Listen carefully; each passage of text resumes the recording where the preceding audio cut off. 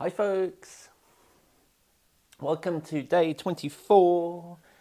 I hope you're well and it's lovely to know that you are there. I've just been onto my other screen in the other room and put a couple of messages on the live chat. Unfortunately, it's not working for me here, so we can't use the live chat. By all means, say hello to each other. I know that's a real good thing for you guys to do, and just to let each other know that you're there, to say hello and congratulations to Philip, and all those type of things. And unfortunately, if you, I can't engage with the live chat. It's still not working. As I mentioned before, it's a global issue. That the platform that I use, the whole live chat across whoever's using it, it's just not working. So they are working to try and correct it, but that doesn't help us now, I know. But what we do have is the Slack community. We do have WhatsApp. If you want to contact me through WhatsApp, I'm ready here to receive your comments or questions, and please feel free to do that. And of course, I'm available on email too.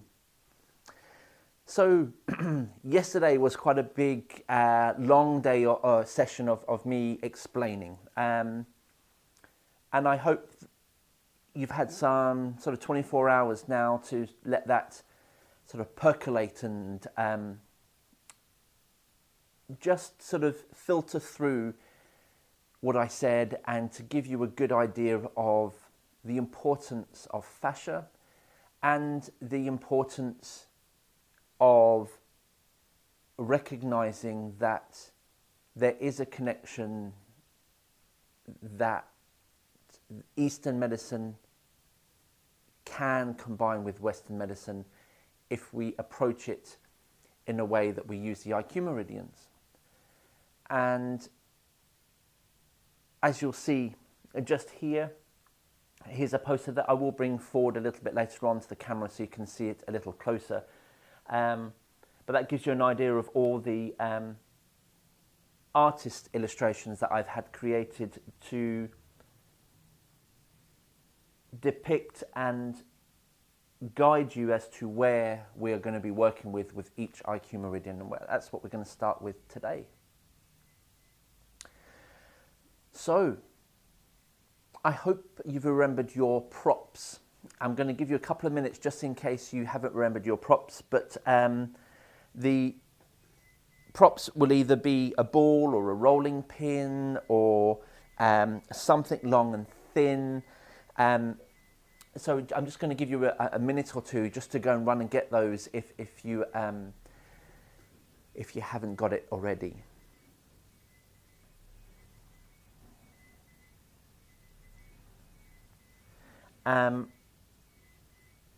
Sorry, someone's just typing in to say hi. Hi, Louise.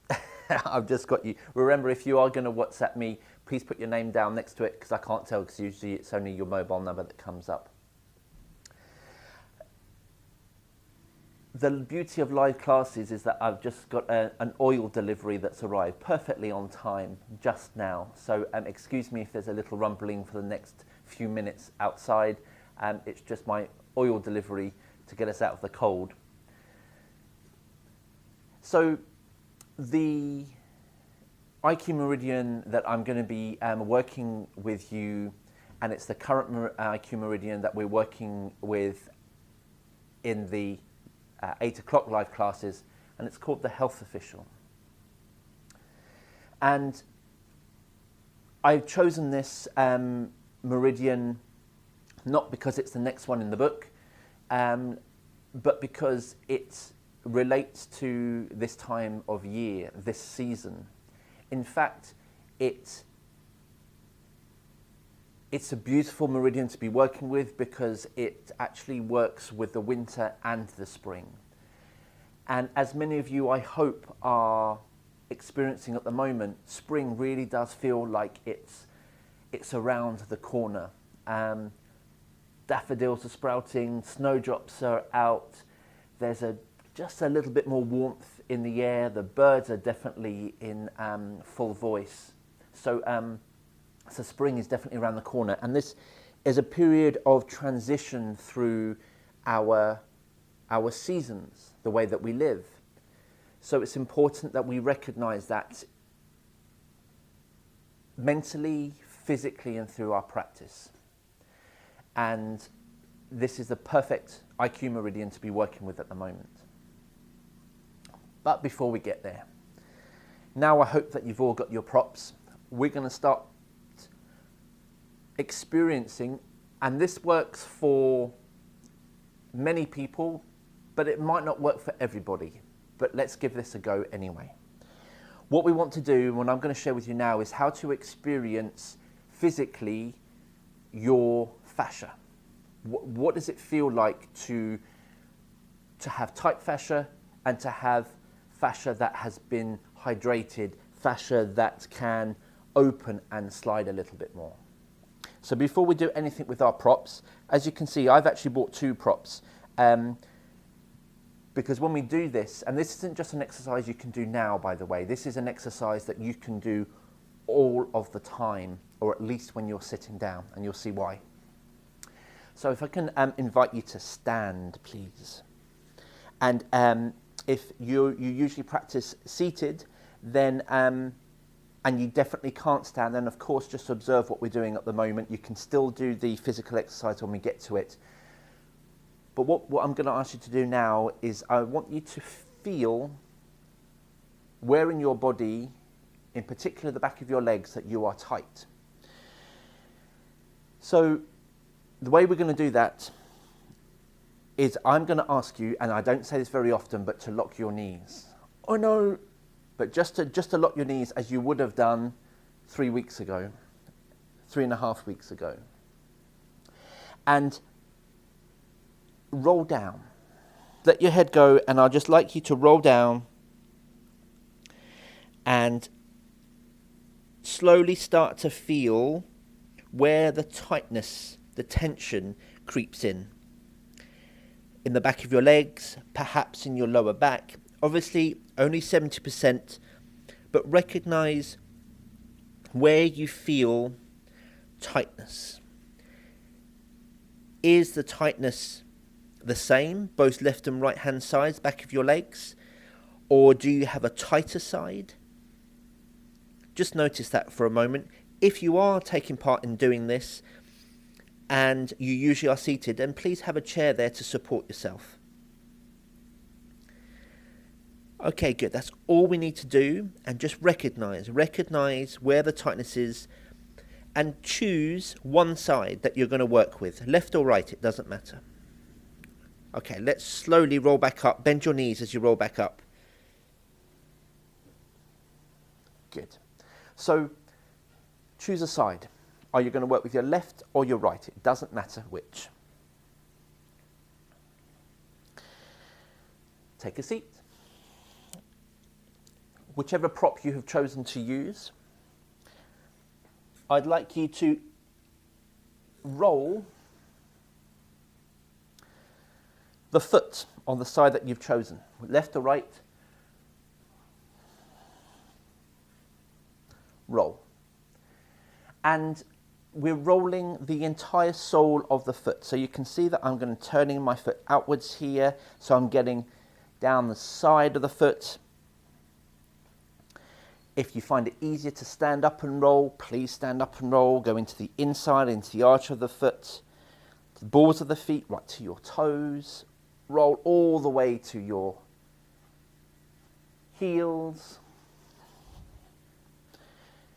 And we're going to roll. And you might find this uncomfortable. And you might feel some sensations in your foot, common sensations of tingling and warmth. By doing this, we increase the flow of our inner ocean because we're stimulating the foot. So remember yesterday, when we start to warm the body, then this melts the glutinous fascia and it enables us to get more elasticity and movement in it when we practice. Let's keep rolling. We're going to do this rolling for a few minutes. If you're fed up with the prop that you're using and you've got a couple of props, then swap to the other prop. This gives different temperature, texture. I'm now using a round stone that I got from the beach. This is a lot harder, but it gets deeper into my foot. Roll.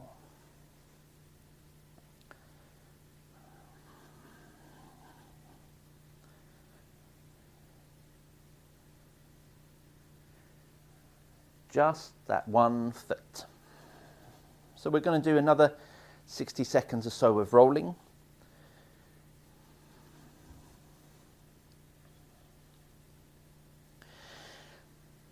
So this isn't just helping us to learn how to engage and feel the fascia, which I hope you're going to feel in a moment, but actually this rolling action is engaging our ankle, our knee, our hip, pelvis. So actually this is a really good exercise just to get your joints moving as well. Okay, 30 seconds. Again, swap, change if you want to. That's my delivery done. Thank you for being patient. I hope it wasn't too noisy for you.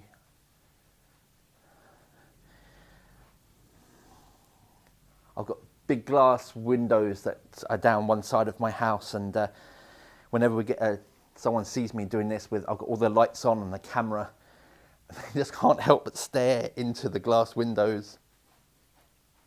Okay, this is good. So, pop your props well out the way to the side so you don't trip over them. Now again, whatever you did before, whether it was you stood up, please stand again. Use the prop if you need to. Notice the sensation in your foot that you have rolled now. And I'd like you just to roll down the body again.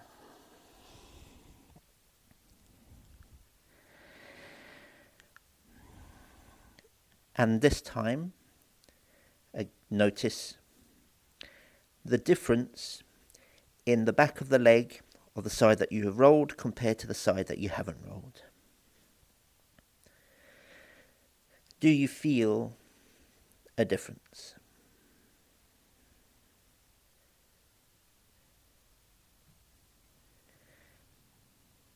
Good, and slowly come back up. Bend your knees to come back up. Wonderful. Okay, so whilst you're sitting down again, just for the next couple of minutes, please roll your other foot so you have a balance. Now I hope then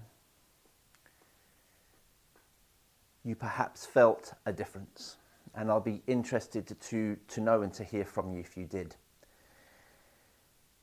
The difference that we're looking for, and that was literally 3-4 minutes of rolling the foot.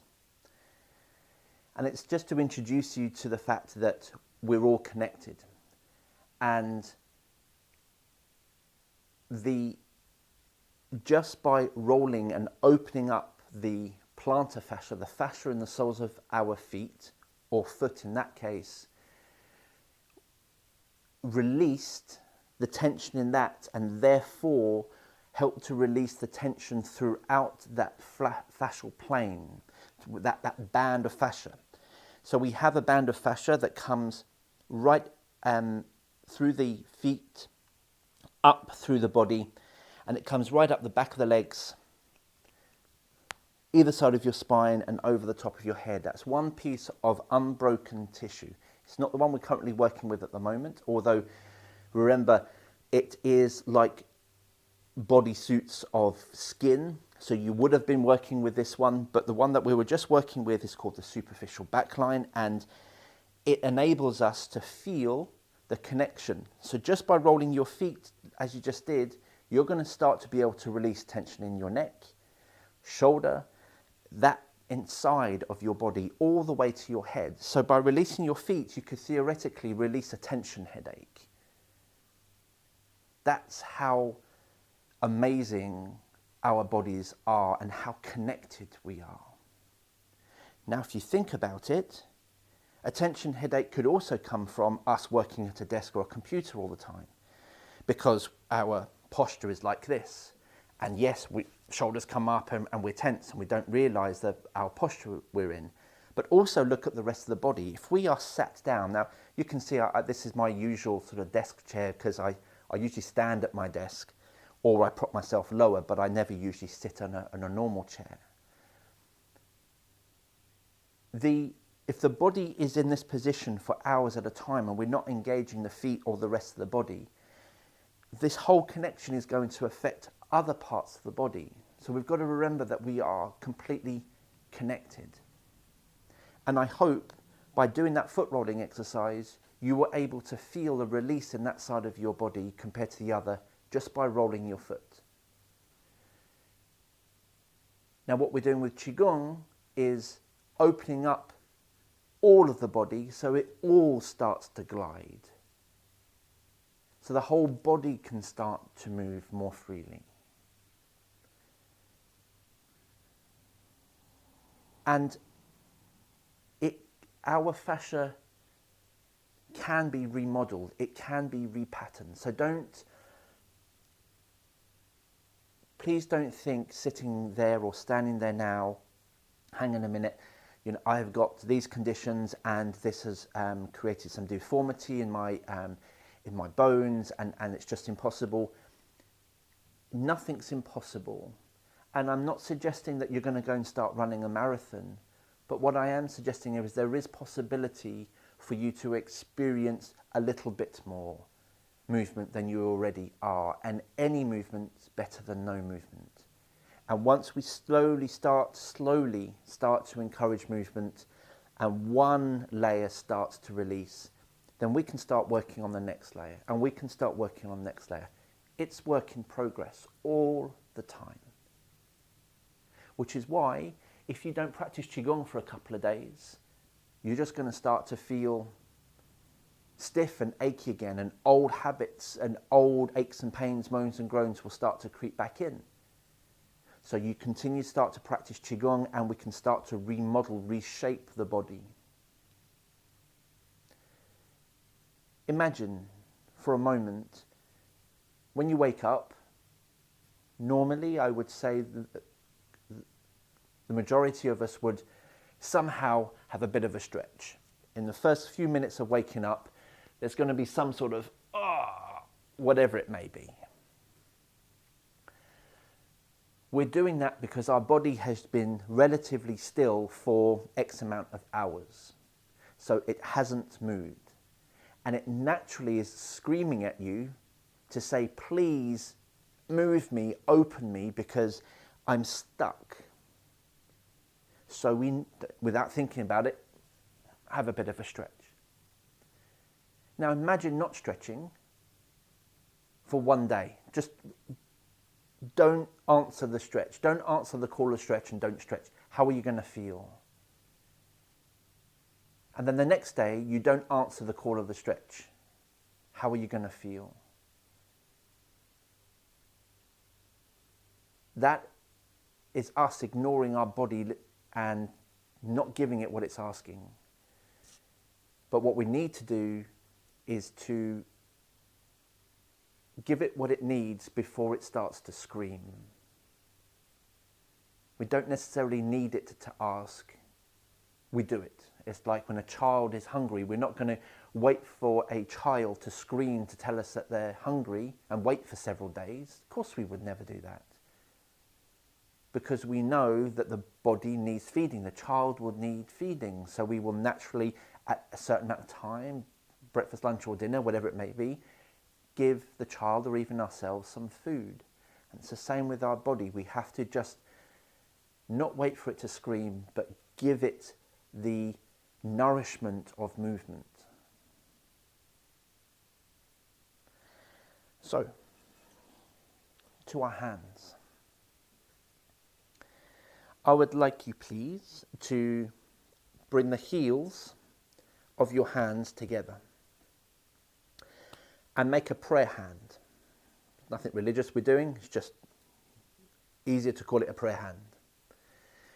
And with your hands sort of palm to palm as best as you can, I would like you just to look at your fingertips and see whether they are the same length.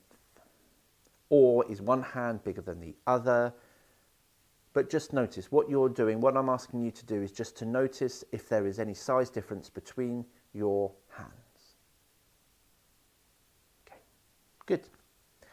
Choose a hand. It's not a magic trick. Choose a hand, left or right. And I would like you to look at your hand. Look at your palm. Look at your fingers. Don't forget your thumb.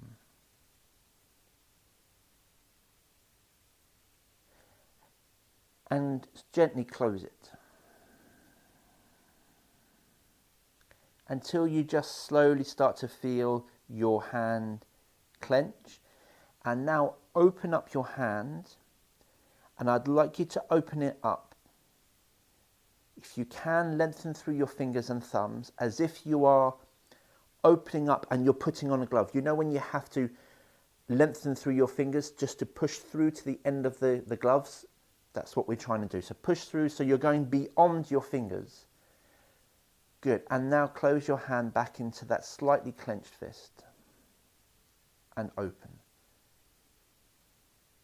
Lengthen and be conscious. If you look at your hands, let's together work on the thumb.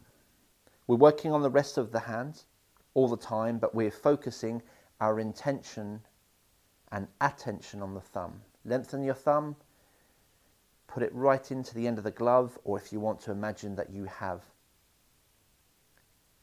cat claws and you're just extending your claws outwards beyond your fingers, whatever works for you.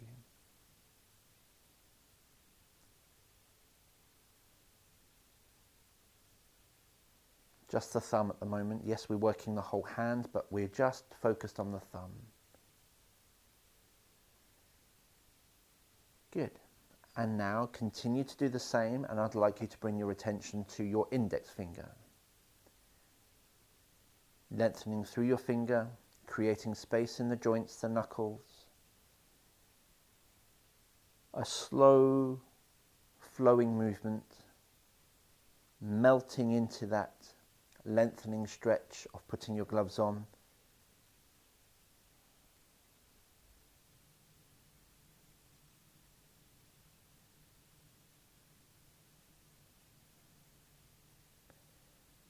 Good. So we're going to only just do this for a couple of minutes. I'd like you to move to your middle finger now.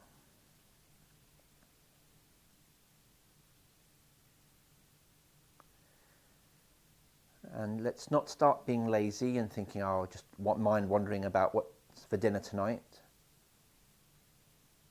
Bring your awareness and your attention to lengthening. Feel it, see it. Lengthen through your whole palm, out through your fingers, but we're just bringing our awareness to the middle finger at the moment. Good, and now the ring finger.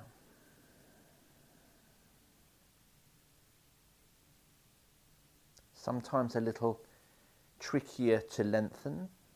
It's just connected slightly differently in the hand.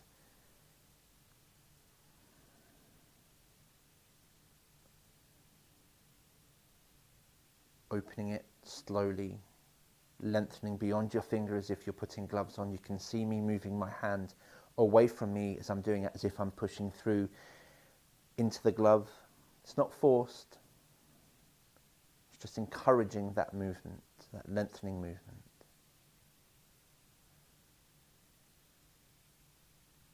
And now the little finger.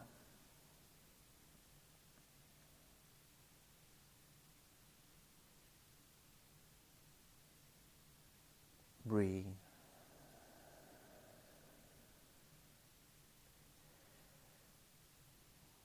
Good, and we're almost there, you'll be pleased to know. For the last few movements, I'd like you to try and time your exhale to the opening of your hand.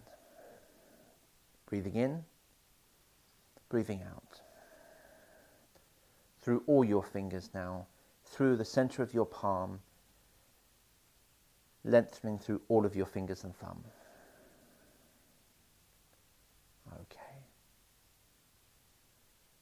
Good. And now, please, put the heels of your hands together and measure your hands. And again, sometimes this works for certain people, sometimes it doesn't. If you can't see a difference in the size of your hands, and sometimes it's very small, sometimes it's quite considerable, then don't worry, it doesn't mean nothing's happening. But for many people, there is a size difference. There is a size difference of lengthening, just like we did with the foot, but the hand fascia. This creates space in all the little joint capsules, allowing our inner ocean to freely flow. And all we were doing there was lengthening the fascia of the hand, which creates space inside the hand for everything to start to flow. Foot, hand, and all of this can be done with the rest of the body. So again, I hope that worked for you. I'll be interested to know whether it did or it didn't. Like I said, it's not that nothing's happening, it's just that sometimes if our fascia is dehydrated or we're dealing with certain health conditions and we haven't moved in that way for some time, then you might not well see a difference. But please know that when I was doing this, my hand probably about 4 or 5 millimeters has grown. If I'd shown you at the beginning, you would have seen they were both the same size. Now you can see one hand's longer than the other. So that gives you an idea of how your fascia moves, and through our movement in Qigong, the way that we do our movement is flow, slow, melting, lengthening stretches. So if we're doing movement 2, for argument's sake of the form, each time the hands or the arms move and they extend away from the body, then we can just create this melting, lengthening stretch. So when I do this, I can start to feel the whole connection, and I just sort of, where can I feel that connection go to? That's all I'm asking at the moment. That's all I'm inquiring about with my body. When I move, where can I make the connections? For some people, with this movement I'm using as an example now, with some people might think, oh, I can feel it there and a little bit here, but here's a bit numb. That's normal to feel that way. And then as I come up, I just might want to just lift my body up a little bit. Where can I feel the connection in my main body, in my torso, in my legs? And what we're going to start to do is to create this awareness, this body awareness of connecting one end to the other and in between. Noticing where the points are stiff, tense, free, open, but without judgment, just noticing. And as we continue with our Qigong over the days, the weeks, the months, the years, slowly your body connection will increase and will slowly start to open up these bands of fascia, which then tune in each time we do this to the energy channels that we're working with in traditional Chinese medicine as well. So,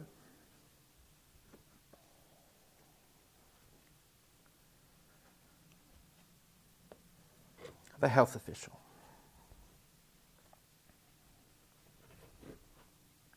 I think you can see that here. Where you see the blue shading, we've got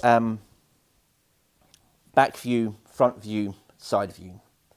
Where you see the blue shading, that is the approximate area to be focused on when we're working with a health official. And each IQ meridian has its blue shaded areas.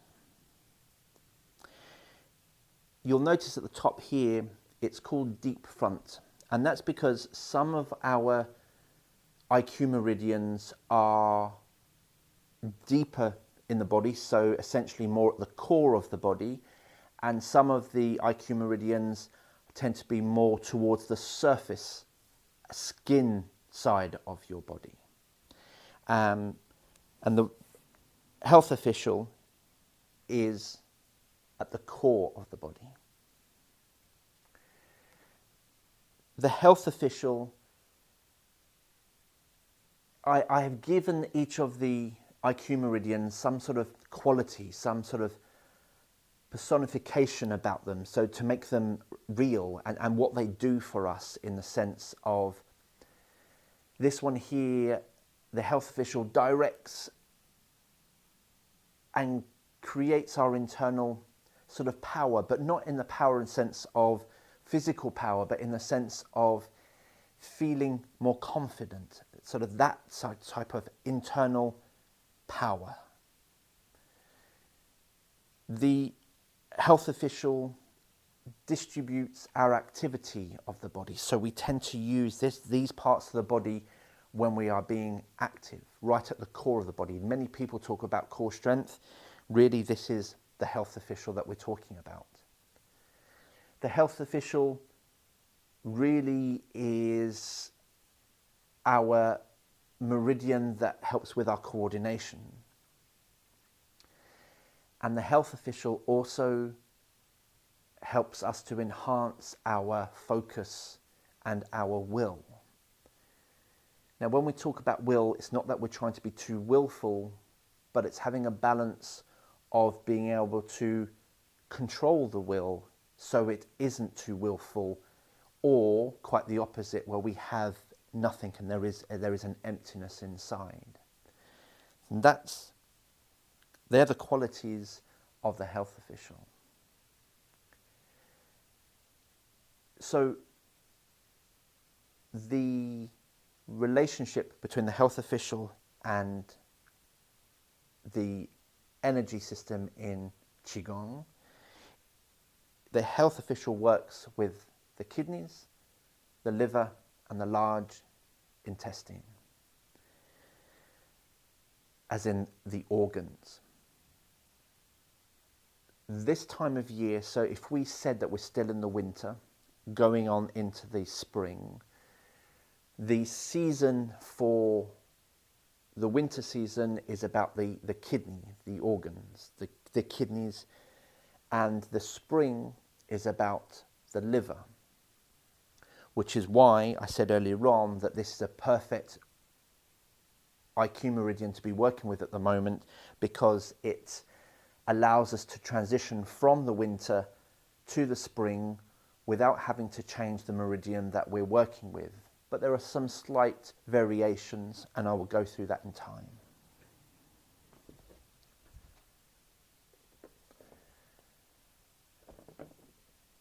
The health official,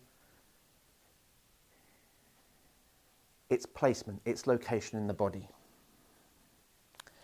It starts off underneath your feet. Remember, we're talking deep meridian here. So if you imagine now, so if you just like to close your eyes for a moment, I'm going to ask you just to visualize where I'm going to walk you through the body, and this is where the health official is. So sink your mind down into your toes. Come through your toes into the balls of your feet, through the main part of your foot into your heel. Then come to the back of your ankle. Yes, we're talking about the core of the body, but towards the back of the ankle, right up through your lower legs, right in the center of your lower legs, in through the center of your knees, around your knees, through the center of your thighs. Comes up and weaves. It does like a little weaving dance through the quad and around your pelvis. And then comes up through your spine, so it attaches itself to the spine. And then the rib cage. And when it comes up through the rib cage, it then comes up and travels up through your neck, throat, jaw, to the sides of your head. Let's do that again. Sink your mind down into your toes, balls of your feet, to your heels, ankles, lower legs, knees, thighs, quad, pelvis, spine, rib cage, neck and throat, jaws, temples. One piece of unbroken, connected, glutinous, web-like band of biological fabric that is responsible for the energetic functioning of your kidneys, your liver, and your large intestine.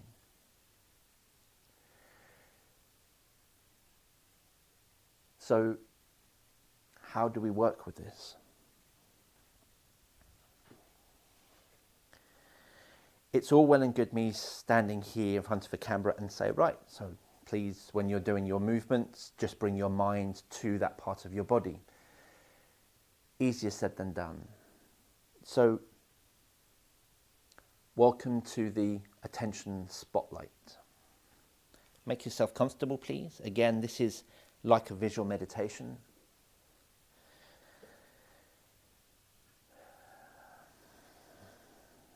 Nice and comfortable. Now with your mind, not with your eyes, with your mind, I would like you to bring your attention with your mind to the tip of your nose, just like it's a spotlight. And what we're doing is we're narrowing the beam of the spotlight to the tip of our nose. Please don't use your eyes. Your eyes are closely connected to your attention because we look everywhere. Use your mind and feel the mind almost go into this narrow spotlight, which is the tip of your nose. And now, use your mind to widen that beam so it covers your entire face. So you're now coming from the tip of your nose and the beam widens. So your mind now can detect your entire face. And slowly, use your mind to narrow the beam to the tip of your nose.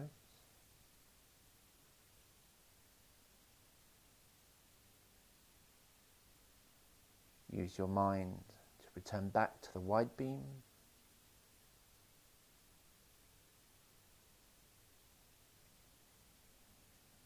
Nose.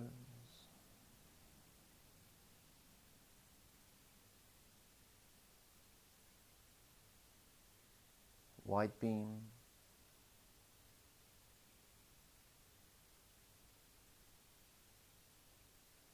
Nose.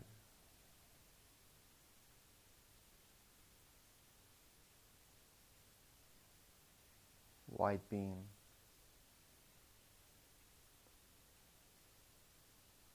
Good. So what I hoped you felt then, you were able to detect the movement of your mind, the movement of what it's like to have a concentrated focus on a small area, and how your mind feels when you need to open up to a broader, wider area of focus. Narrower, wider. So this happens without us even realizing it when we are focusing on something. We've gone to this narrow beam and everything, you know, sometimes we can have things going on around us that we aren't even aware of. And that's not always a good thing sometimes. We need to have our awareness and be relatively alert. Not alert all the time, but in a sense of not being cut off. And it has its purposes. It's really good for focus, for concentration. If you're doing an intricate drawing or you really want to concentrate on something, then yes, that's a great thing to do. But imagine having that focus when you have got to the top of the hill and all you can see is what's in front of you. We don't want that. We want the mind to open like a peripheral vision. We have a peripheral mind. So that not only can the eyes take in, but the mind can take in as well. So what I invite you to do now with me is to sit or stand in Wu Chi.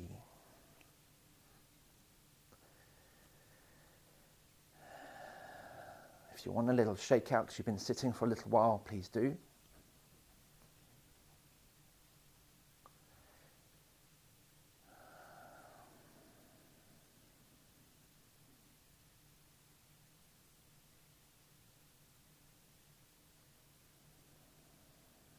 Good.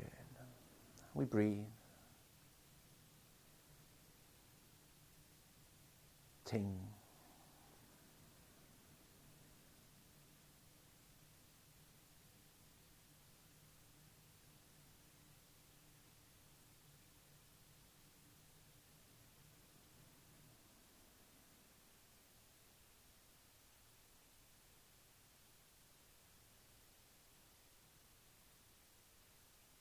Good. And now let's do that attention spotlight practice.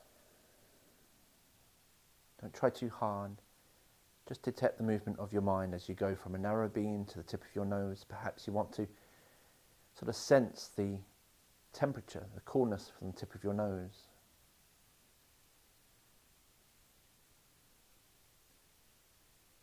And then widen your beam. Detect the movement of your mind.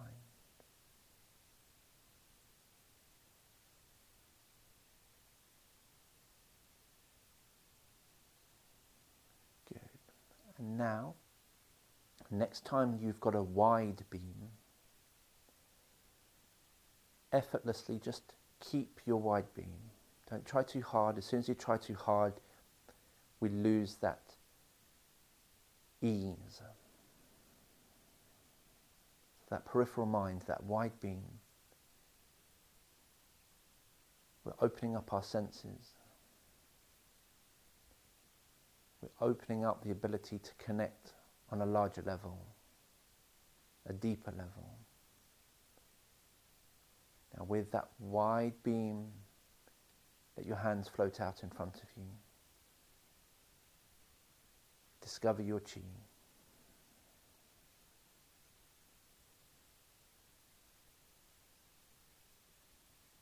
It's very easy to go into a narrow beam. Once you notice, that's fine. Notice, come back to the wide beam, detect the movement of your mind. And slowly with your breath, compress the pearl.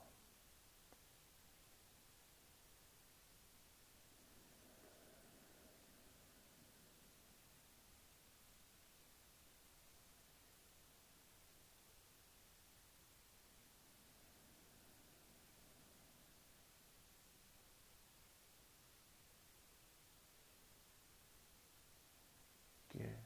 And now, I'd like you, as you compress the pearl, is when you're breathing in and your arms and hands are opening, connect from your sternum, your breastbone, across your rib cage,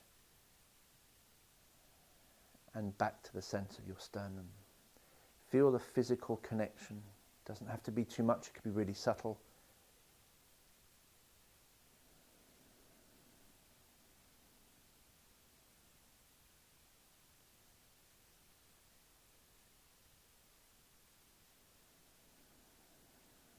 Keep the wide beam.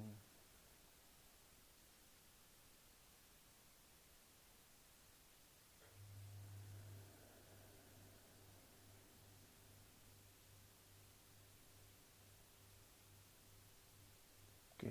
And now, add the pulse. Remember the pulse that we've done? Just working with compressing the pearl at the moment. Add the pulse.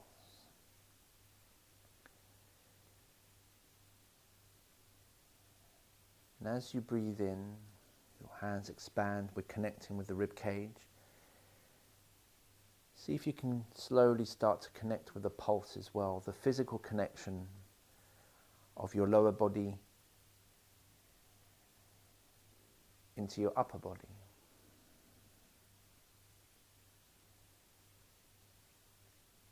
can be really subtle. If you can't, it's not a problem. But just notice, wide beam.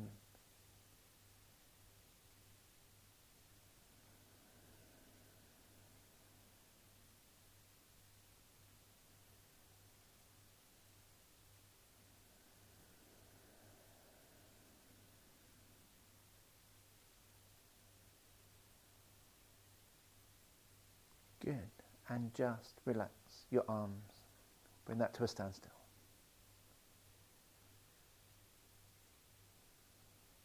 Good.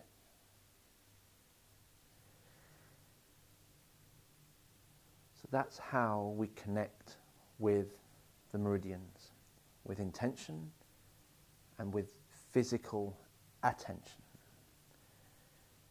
Using an attention spotlight so that when we focus too hard, this happens and we just lose that broader connection with the body. Remind yourself to have a wider beam. Now, yesterday I mentioned that your fascia needs omnidimensional varied movement in order to engage it. It isn't just linear. It's not just pulling it one way or another and that's it, it's done. It needs to go here, there and everywhere. So with movement 1, compressing the pearl, because it's more of an upper body movement, albeit we do have the pulsing, what we can do is just focus on this area of the IQ meridian. And as we progress through the form, we will be able to engage the entire meridian. Sometimes it will just be the legs, sometimes it might just be your rib cage, sometimes, for instance, when we come to uphold the moon, when we come to do this one and we reach this position here, this is connecting almost the entire health official, because I can connect my feet right up through the core of my body, as I described to you as we did that visual meditation earlier on, and I can just release it. So this is what we're going to be doing over the next few days, is working with the IQ health official, going through all of our movements and building slowly a relationship, a connection to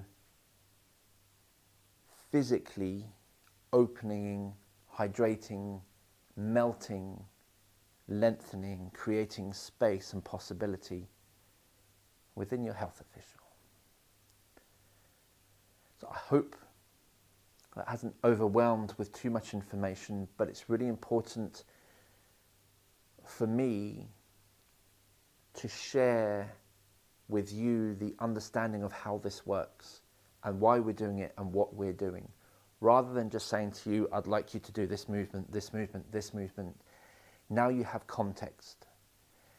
Now you're going to be able to say, if I want to work with my kidneys because I'm feeling a little anxious, let me use my attention spotlight and work with the health official. Simple as that. And over time, we just work through this. Gently, gently, gently. So, what I'd like to do now is do a few movements.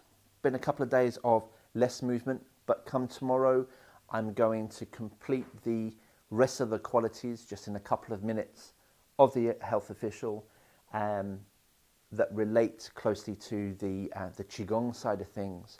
And we're going to start really working with our movements to connect with the health official. But for now, just to close out the session, for the next 5 minutes or so, standing or sitting in Wu Qi.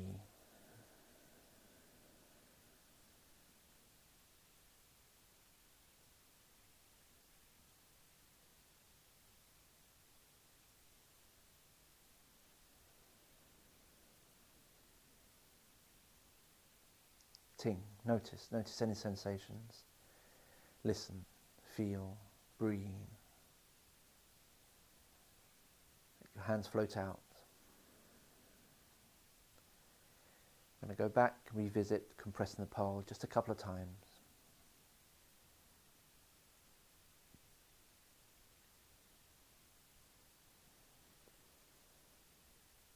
Detect the movement of your mind. Have a nice wide beam.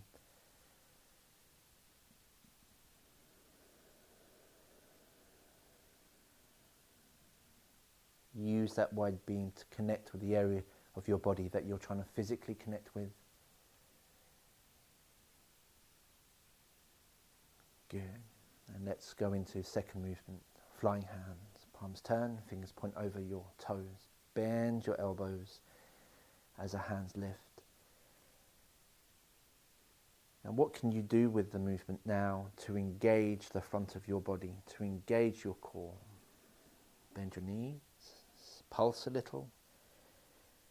As you lift, feel a wave-like movement come up through your body.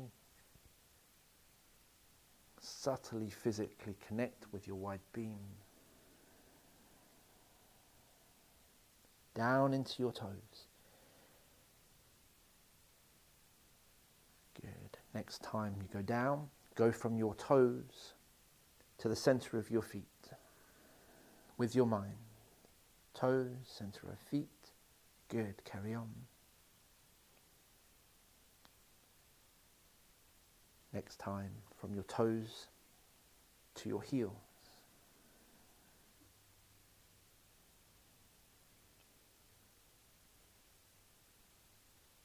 Don't try too hard. If you miss it, it doesn't matter. From your toes to your heels to your ankles.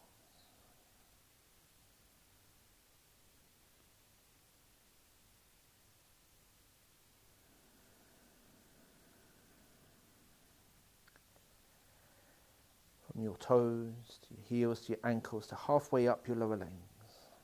Right through the core of your body.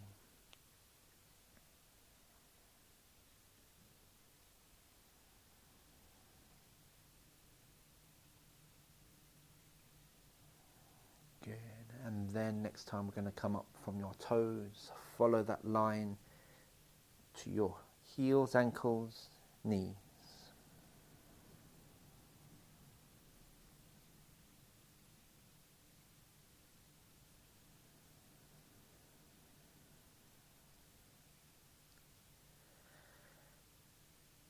Now from your knees, we're going to go halfway up the thighs. So we start off at the toes. Sink your mind down into your toes. As the movement of your hands come up, so does your mind come up, follows the movement.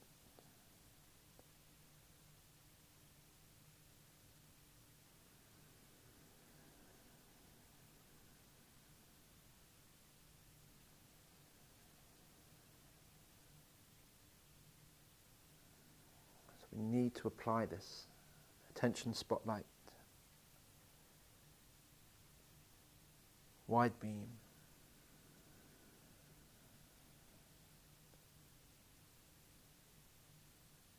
Now gently from your toes all the way up through the core of your legs to your quad.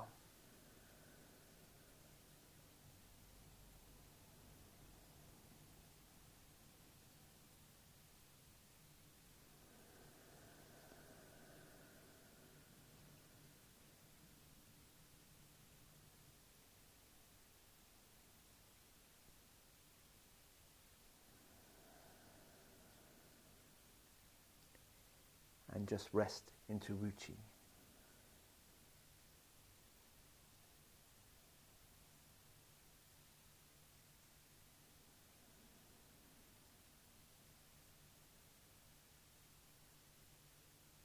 Narrow stance.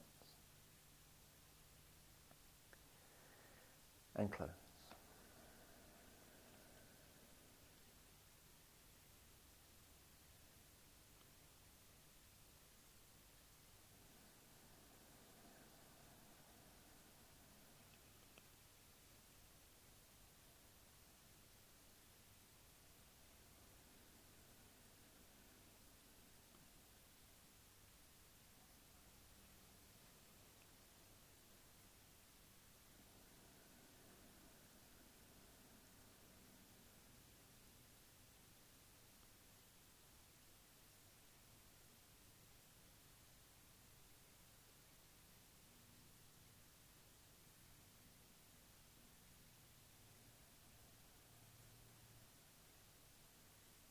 and close.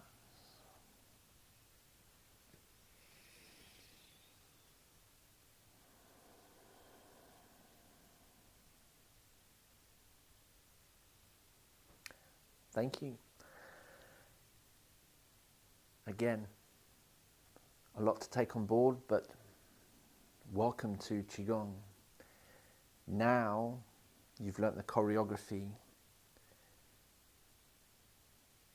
Your attention's not going to be on perfecting the movement. Your attention's going to be on the inside of you. To enrich, to nurture, to really connect deep down within you. And then once this is all flowing from the inside, it will come out and blossom. So this is the beauty of Qigong. Just take a moment just to reflect on today's practice, how that felt. Tomorrow I will just tell you a little bit more about the other qualities, just very shortly. We'll do a lot more practice tomorrow with regards to exactly as we've just done now. And I'll also introduce you to a technique of how to do what we were just doing. Yes, we've got the spotlight, but a lovely, fun technique just that you can use to lead and guide your mind when I'm asking you to visualize certain parts of your body. But until then, there's no messages come through. So until then, have a lovely, lovely day. Look after yourselves, look after each other, and I'll see you tomorrow. Bye-bye.